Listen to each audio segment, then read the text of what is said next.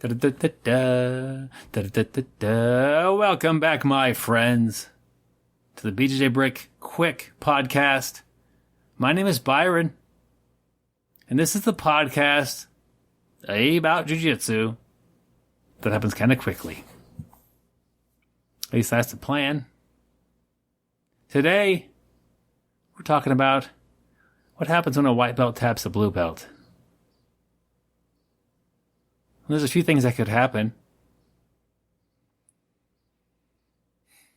This is an interesting topic. As a blue belt myself, I don't know if I got tapped out by a white belt. I probably did. I don't remember. And it definitely wasn't a regular thing. And that's not a healthy thing. Like, the fact that if there was a good, tough white belt that would give me a good fight and I was tired, I'm not doing an extra round. No thanks. I'm not rolling with that person. I might get tapped. I don't want coach to see that. How did that help my development? Didn't. The mindset of not losing, that didn't help me. The fact of the matter is, we are training jiu-jitsu, and the techniques we're doing will really mess you up if you don't tap. Blue belts, when a white belt gets you, you need to tap.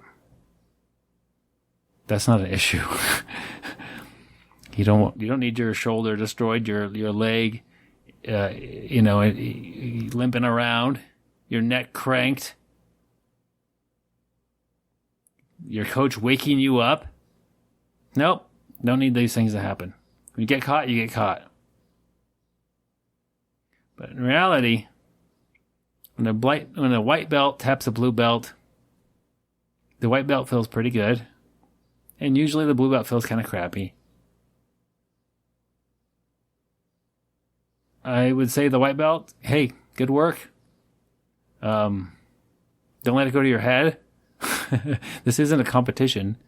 We're rolling. And this could be a competition, I guess. But I'm just talking mostly about just rolling. Just in class, in training. You catch that blue belt for the first time.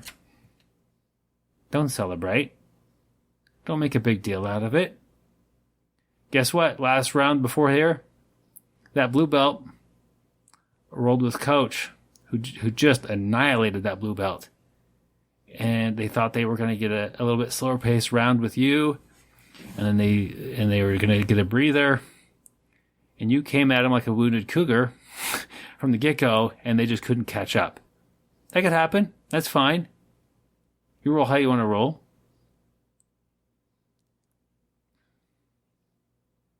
Just know that how much of that was like an equally matched thing.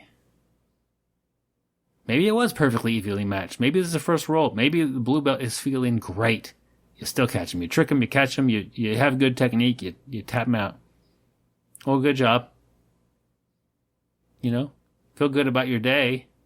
Feel good about your roll. But it doesn't do anything for you as far as,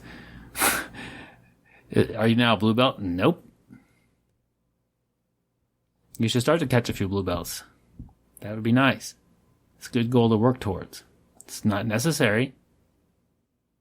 All right, you blue belt there. This day was coming. Whether you held it off for 10 minutes after getting your blue belt, or it happened a year after you got that belt. You got tapped by a white belt. I'm going to do a little bit of mind reading, which I try not to do because nobody can. But typically, when you get tapped out by a lower belt, you think that lower belt thinks you suck. That's not the case. The lower belt thinks that they've gotten better. It's more that they feel that they've pulled themselves closer to your level. Then you're not a real blue belt. That is not the typical feeling that somebody gets when they tap out that belt. When I tapped my first black belt, I didn't think, that person's not a real black belt. I tapped him out. No, I was like, man, that was pretty good. keep that part of my game in the mix.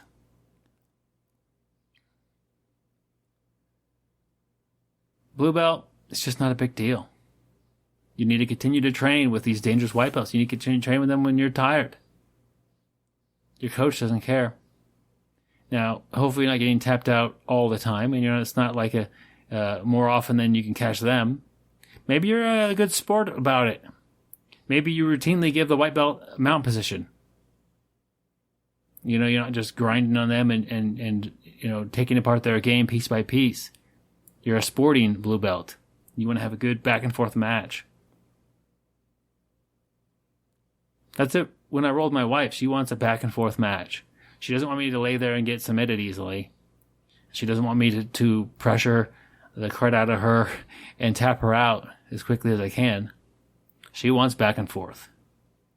And if you as a blue belt are providing that, guess what? You're going to get tapped sometimes. That's okay. You're being a good training partner.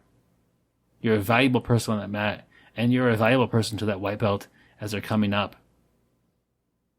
So hold your head up high and know that you're a good teammate. If you can do that, if you can get tapped by the white belt and not get upset, not avoid them, you're doing all right.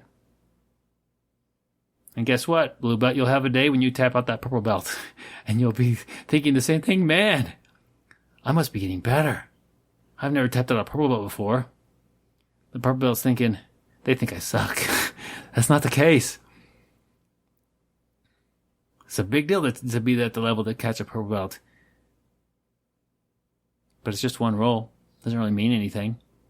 Maybe they were working on their weak part of their game. They're getting off that plateau. And you caught them trying something that they're not good at. That's okay. We're just training. We're rolling to get better. We're not rolling to prove anything.